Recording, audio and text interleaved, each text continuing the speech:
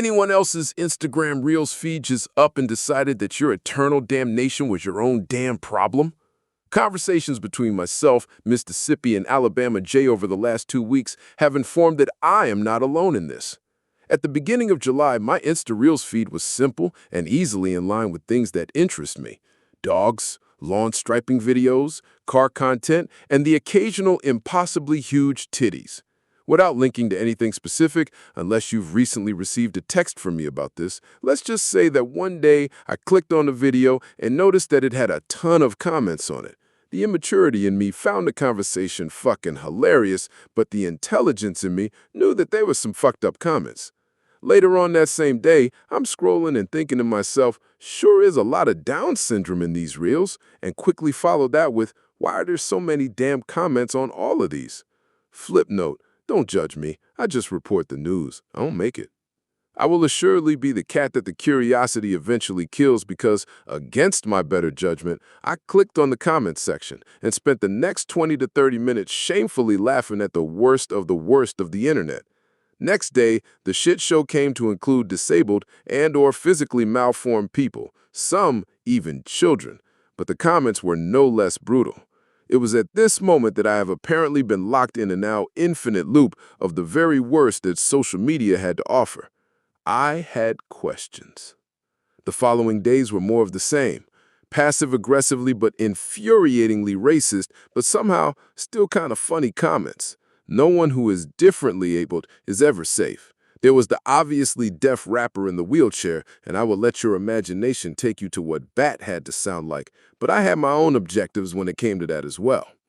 It came to the point where I was only seeing this bullshit and none of the puppies, lawn care, wristwatches, or titties. Conversing with Alabama J, I confirmed that he too was no longer seeing his normal feel-good version of Instagram either. Apparently, the algorithm had decided for us that our salvation was none of their problem. You know what? This is too close to home, too damn consistent for it to be some random occurrence that me and the people I interact with most on a daily basis are experiencing the same shift in what we are shown on social media. We got to get to the bottom of this. I enlisted Jay and Mississippi because they are 6'3" and 6'9" club bouncer size motherfuckers, and I am, well, not.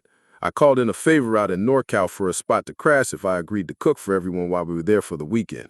Jay called in a deal on plane tickets to his employer, and after a strategic layover situation that saw us all meet with Sip at the Atlanta airport, and we were off to sunny California. We Ubered over to the homie's place and set our bags down. I had already done the homework on where and how to get to and inside of Meta headquarters so we could get to the bottom of this shit. I whipped up a quick Alfredo with fried fish and spinach, and we called it a night ready to shove off and get to work in the morning. The wild thing about HQ is how lax security really is on a Saturday morning. I guess they're only expecting employees and not prying media people or other crazies to try and approach a mostly empty building. That said, tours are for weekdays only, and again, security is more in line with the number and type of people they expect to show. That said, getting inside the building was easy. It stands to reason that a company of that size has a lot of employees, and with that, a lot of turnover. Knowing what I know of the front desk security of these type of buildings, the guy or gal who was there on Saturday is usually the lowest on their employer's totem pole and does not necessarily know everyone who might come and go into the building. Confidence, acting like we belonged, would be our strongest method of accessing the inside of this place without badges. We waited for a group of people coming in from the parking lot to make our move. I explained to the guys that we needed to be loud and laughing in conversation, as if we were also on the way back in from a lunch or something similar, so the security person would be less likely to notice us piggybacking on the legitimate employees in front of us. Kind of like how you fake a phone call to not have to address the person asking for money outside of the gas station. I'll be damned if the shit didn't work. Literally walked right past security without even having to look at her or say hello. Whereas the people we came in behind went to the elevator, we went to the stairs to game plan. Me. Look, I don't know how much time we got in this bitch before security sees us wandering on them cameras and wises up. If we're lucky, she's on TikTok and we got all month. But the reality is that we gotta move quick. We'll start on the second floor and fan out until we find what looks like an engineer or some shit, and then we'll... Sippy. We'll do what? Me. We'll talk to him. Jay. Talk? Yes, talk. I don't have a cicada connect out here, so I have to resort to more diplomatic approaches. It dawned on me as I said that diplomatic approaches are not honestly something I know how to apply. More on that later. Okay, so we're in the building and don't know shit about where we are.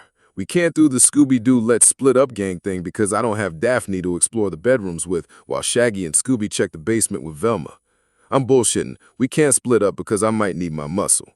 We scoured the second, third, and fifth floors, for it was a cafe or break area, before finding what appeared to be an engineer of some sort. Waited outside of his office until he needed to go pee or refresh his coffee or something, and then we tackled him into a broom closet. Me. What's your name? It's Derek. Listen to me, Derek. You trying to get home to the wife and kids with all your teeth today?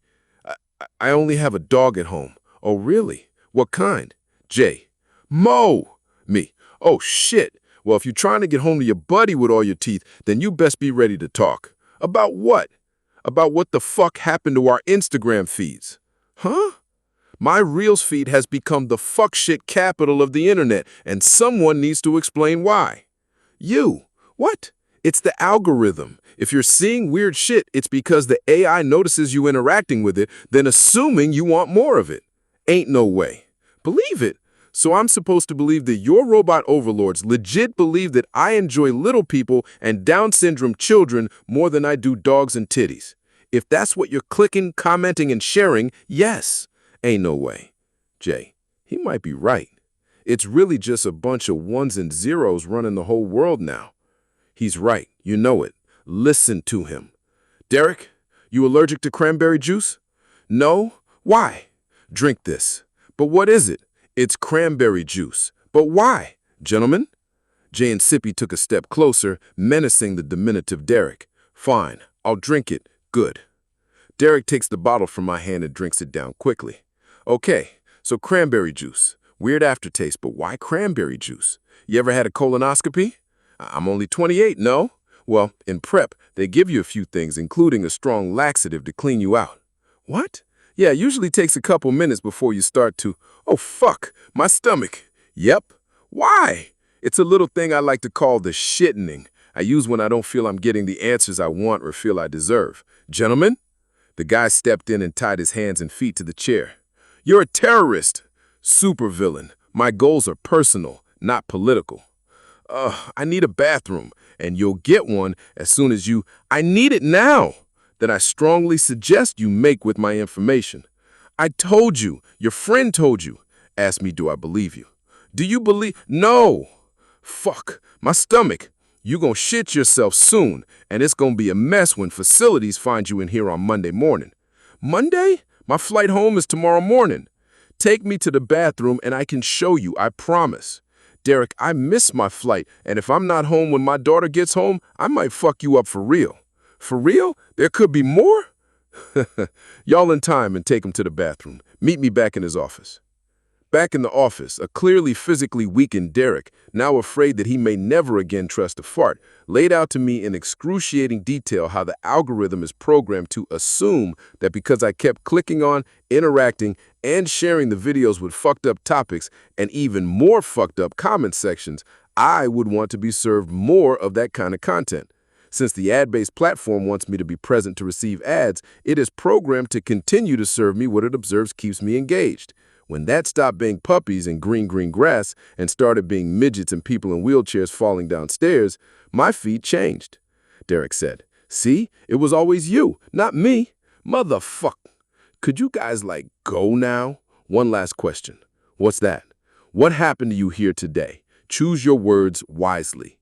I ate a sandwich from the Wheel of Death in the break room, and now my stomach is all fucky. Great answer.